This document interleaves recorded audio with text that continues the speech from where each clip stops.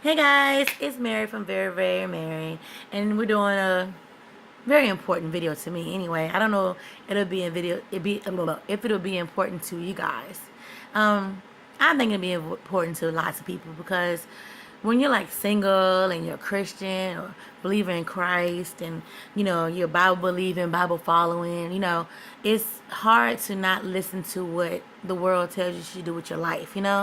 And if people keep guiding you in the wrong way, I swear that notification has not gone off for like 2 hours. And I said, oh, I'm going to use my phone to record this video because obviously a notification has gone off because it has been in the middle of so many of my other videos. Why is it as soon as I went to make this video that darn notification went off? That's the devil, y'all. We're not going to make him delay this video because I have been going, oh my God, my skin looks weird. Why is it that color? Oh my God, the lighting. What am I going to do? Like, seriously, like, we're not listening to him because he's stupid and he has no power. But anyway, so this video is, I don't know. It's kind of a lot of my heart is going to be in this video because people don't really understand me, like, ever at all, about pretty much most of the things that I believe, most of my convictions in life. See, I'm a real person and I make mistakes. Unlike those folks who talk to me most of the time who are perfect and faultless and blameless and whatever. So this video is pertaining to dating as a Christian, which I don't believe in, but apparently it's a thing. I don't know. I don't get it. I don't understand it. I'm pretty much definitely afraid to date or meet people, even though I really, really, really want to meet someone, which is really stupid. I don't know. It doesn't really make sense. It does make sense, though. I watched this show called First Date. I think it's called First Date. And there are people that they hook them up on these like blind dates according to like what their preferences are, what they're looking for, whatever. And they're all like scared to meet each other. And I'm like, I look at it and go, oh my God, that's me. Look at her. She's so afraid. They don't know how to make contact. They don't know how to make conversation, which is really funny. I don't know. I talk like this to everybody until someone says something that's remotely flattering, and then I run like I bolt for the hills. I will realize I ran after I have fled the scene, like gone. Like the gasoline attendant, we talk all the time, normal conversation, doesn't mean anything, just like anybody else, and he told me I was beautiful. Dude, I got in my car immediately and left the gas station. Well, since they put ethanol in all the gas, you have to pay before you pump because people started stealing gas. Well, that meant I left the gas station without my gas because I was scared and didn't realize I was scared and ran and fled the scene in my car as quickly as possible. Got home, sat down, and thought about what happened. Let me see. What happened? You ran from the gas station. Why did you run from the gas station? Oh, somebody said you're beautiful. That doesn't make sense to anybody, but it really does because lots of people feel the same way because they're scared of any kind of, I guess, to be noticed by people, any kind of flattering compliments, anybody who may be particularly lying to you because, people in general lie, not just men, but people in general lie about their intentions towards you, about their feelings towards you, about their interest in life, period. Like, if you go on eHarmony, I think it is, I went on. If your keywords are Jesus and children, guess what? Everybody put Jesus and children in their description is your match. Or was it Match.com? I can't remember which one it was. It was just weird to me. I'm like, what? So if you say it all, I don't drink, I don't smoke, I have children, and I love Jesus, and I go to church, guess what? He will too, dude. Guess what? That's exactly all the things he actually likes, but not for real. And who feels like investigating everybody? Google is your best friend, but why should you have to Google people every week? Every time you meet somebody, you're Googling somebody.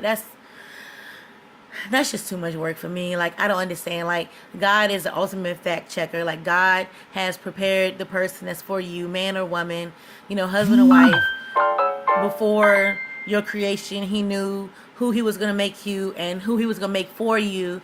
And he knows who that person is. So why are you out there, looking for the person? Now, mind you, okay, so I go by this like wholeheartedly. When a man has found his wife, he has found his good thing, right? Okay, so he's found a good thing. Well, I know that I'm my somebody's good thing. Like, I know to him, I'm gonna be his God sent gift. I'm gonna be his treasure in life. I'm gonna be his like everything. Not everything, like not over God. Like, God is everything. And then, he's gonna look at me and go, look what God gave me. And he's gonna present me to people as this wonderful, treasured, jewel, this gem that God gave to him. And he's gonna be so proud and so in love. And every time he looks at me, he's gonna his eyes are gonna glisten and gleam, and he's gonna look right into my soul and see all the purpose and all the wonderfulness and all the gifts that God put inside of me. And that's what it's gonna be. And I know that. And that's how I don't go out into the world and give myself to everybody. That's how I don't invest time in people that are not going to be him. Because first of all, I have children, and that's stupid.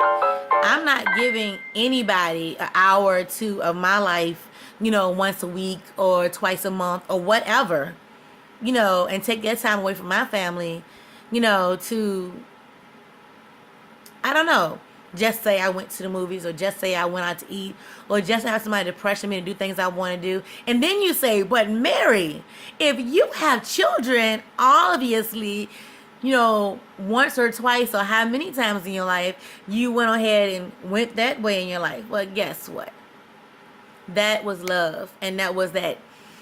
I don't want to say it was misguided love or misguided actions, or I don't know, because God creates life and he knows everybody's plan and purpose, and he knew who he made me to be, and he knew who my children were going to be, and he knew the circumstances of their creation, their existence, and he knew what me and their father's relationship was going to be. And he knew that mine and his DNA together would create these certain people. And if I had been with anybody else, they wouldn't be the people that they are, because only the combination of two certain people make, a certain person. Like, my mom could not have had a child with, her first husband and created me. It had to be her and my dad. That's just it. So that's just pretty much my answer for everyone. It's like,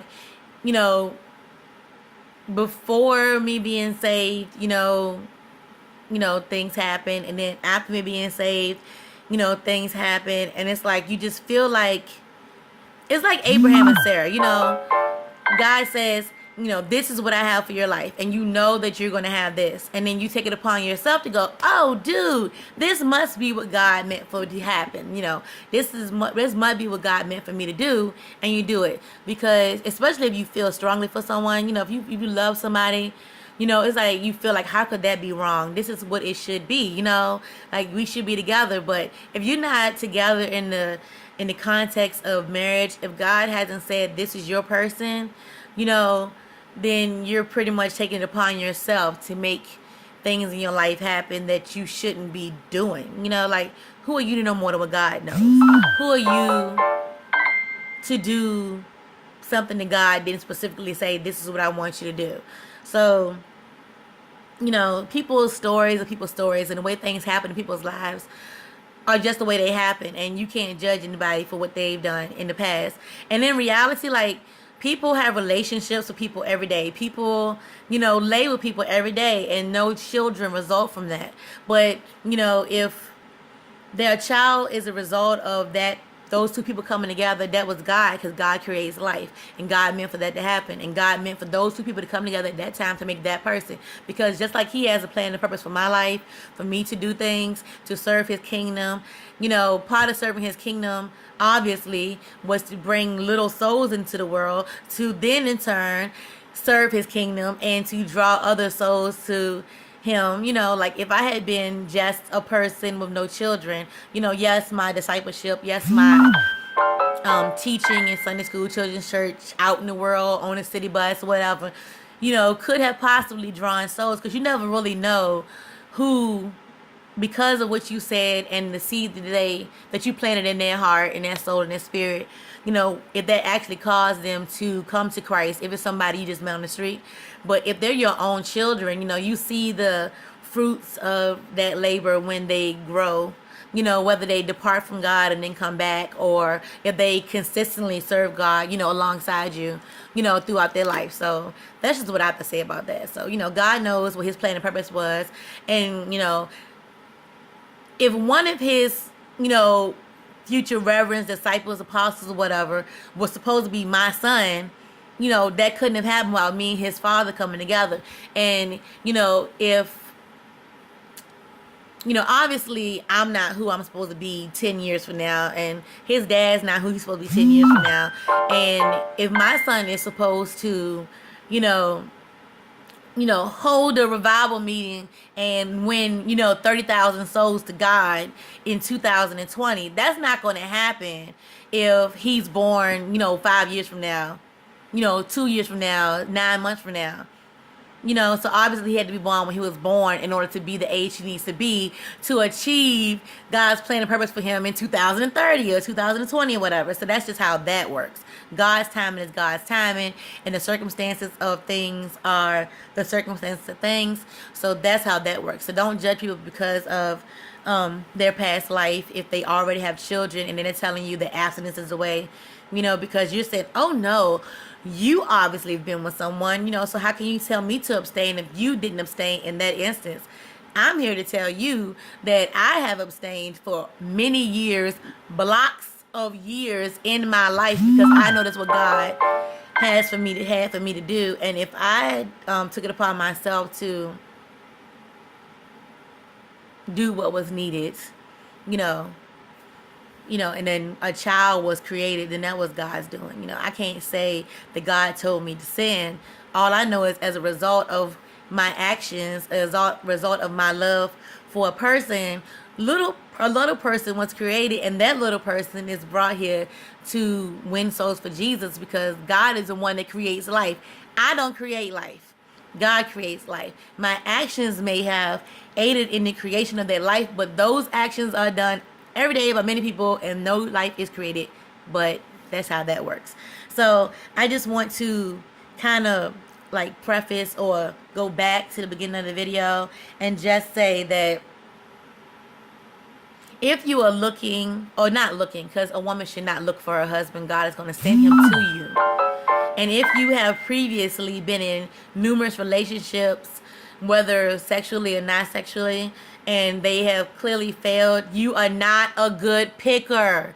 You cannot pick the right person for yourself. It's just not going to happen, honey. I just hate to tell you. Like, if you're constantly picking, gangsters, drug dealers, baby boys who live with their mamas, people who don't know how to spend money responsibly, people that have numerous children by numerous women, which obviously means they don't have not responsible in their sexual activities, in their physical lives, and which could easily have resulted in them maybe contracting some horrible, sexually transmitted disease that could result in their death, which could have resulted in your death, from you having that kind of contact with them, just look at your past history and go, hey, is there one person that I have been in a relationship with that could have been him and I have sabotaged that relationship?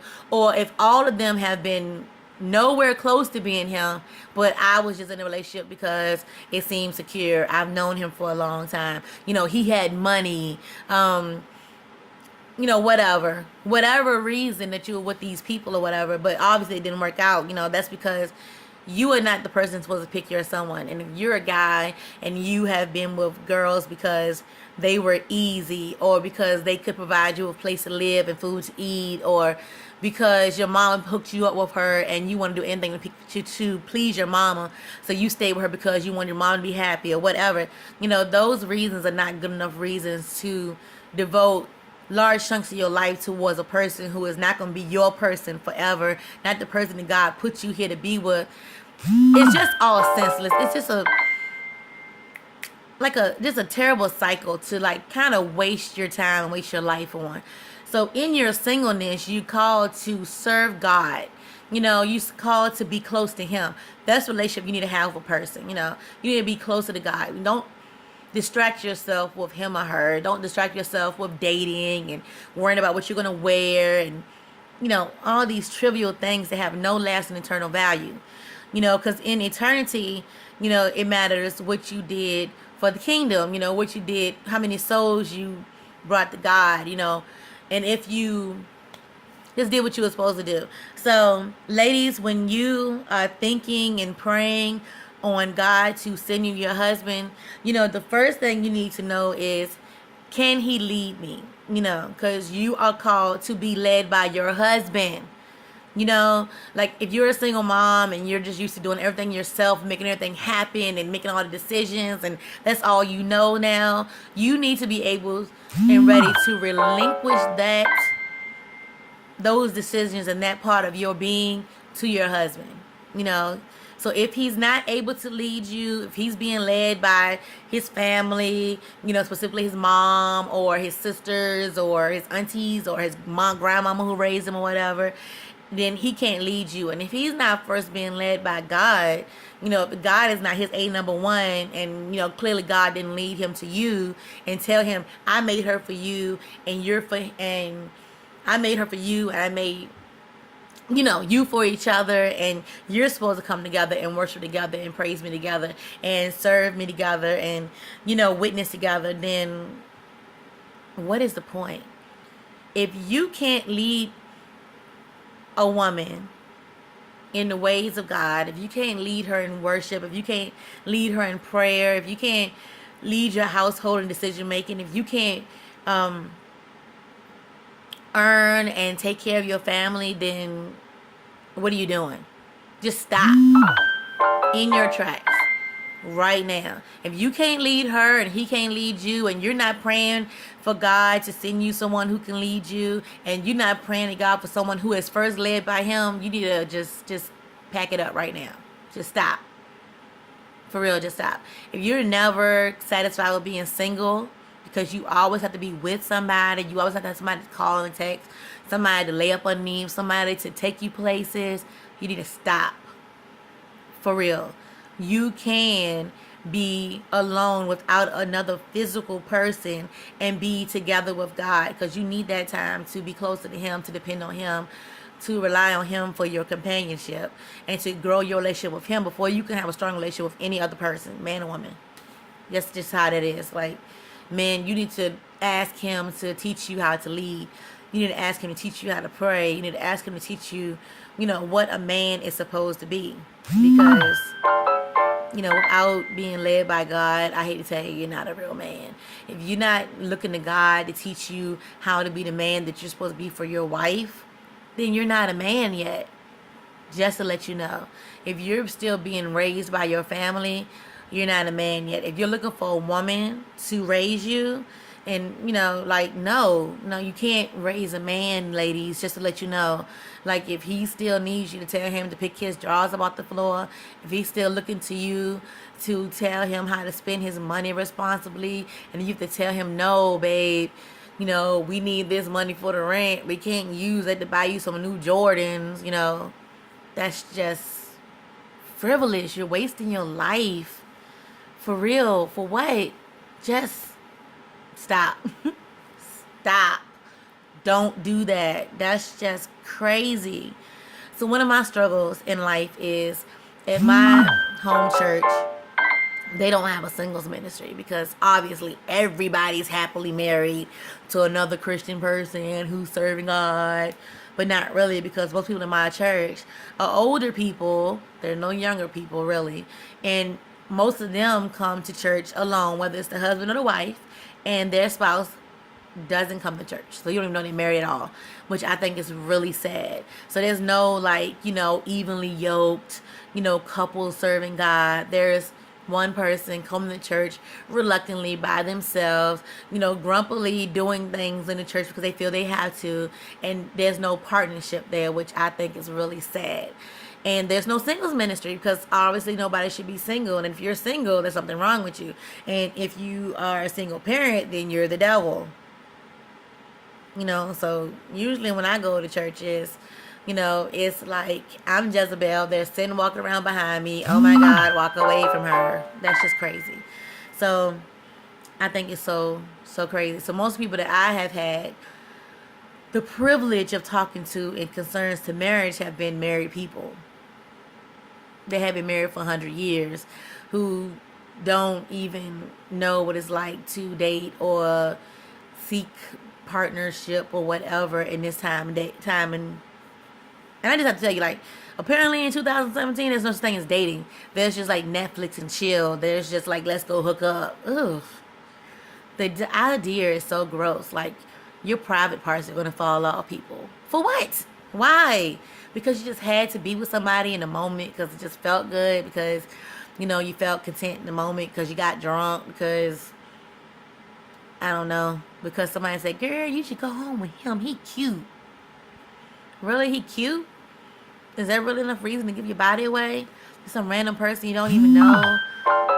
To open yourself up to diseases and regret and shame, and then you just feel like you can't come to God because you did something clearly you shouldn't have done, that was going to sadden him. I don't know. I don't know the point. I really don't. I don't know. God created you for so much more. Like, I don't know. God created you for a purpose. He sees your purpose. He sees your beauty. He made you. So he knows all the awesomeness that's inside of you. And all you have to do is open yourself up to him. Anyway, it's a whole lot. That's a whole lot that could be said. But a lot of us just see people, and even if you're scared to talk to them, like me, you just go, oh my God, maybe he's the one. Oh my God, he's cute. Oh, he's nice. He has good conversation. He said Jesus. No, everybody's not the one. Stop it. Stop. Just stop. All right, so, oh my God, just serve God in your singleness, guys. Just be happy with just being with him. Wake up and praise him for being alive. So, in this day and age, I'm an old maid. Why are you not married? You have kids. You need somebody to help you raise those kids, blah, blah, blah. God has helped me raise my kids. How about that? The him that he has for me, that is supposed to, be a partner with me and, take these worries off my shoulders and all these things you say I need him for, or somebody, anybody, that sugar daddy, whatever. No, that's not going to happen. Anyway, there are, wow. Usually the people that talk about dating and marriage or whatever are older people who are already married. Like Joyce Myers, all those wonderful people who I love and cherish so much. But these are my single Christian role models, and one of them is only 25, and I love her so much. Her name is Jamie Grace. Go to her channel on YouTube. It's awesome. She's like a pioneer. She's a spokesperson for single Christian people and why you should stay single and why it's important. Go to her channel. She has a channel called Party Like a Princess. Oh my God. Go to Mandisa. I follow her on YouTube. She is a strong single woman who obviously is expectantly waiting for her husband, but she's not pressuring God about it because God does things his own timing, and she's serving him in her singleness, and she is awesome. Lecrae has a song called Wait, which is, highlights the importance of not giving yourself away to people in the moment, and how you should wait on God and do what God wants you to do in the meantime. And so you can grow to be the person he made you to be, so he can present you to your spouse the way he wants you to present you to him. Think about it, really. Oh God. Flame also has a song. I think it's called Wait, but I don't think it's called Wait. What is it called? Check out all the Flame songs and you'll find it. And it's a line, serve me in your singleness, because it's just very important. It's just hard to be single sometimes, but then that God knows best. And it's hard to be a single Christian because you kind of forget that God knows best, because it's just like, come on, God, where is he?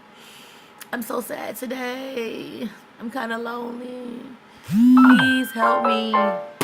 But in the purpose-driven life, it tells you that God has a plan and purpose for your life. He knew the circumstance of your creation before you were born. He knows all the things you go through. He'll be there to help you through it. He knows the circumstances of your children's lives and their creation. And through all these things, he'll be with you. He will guide you. And he has the person he has for you.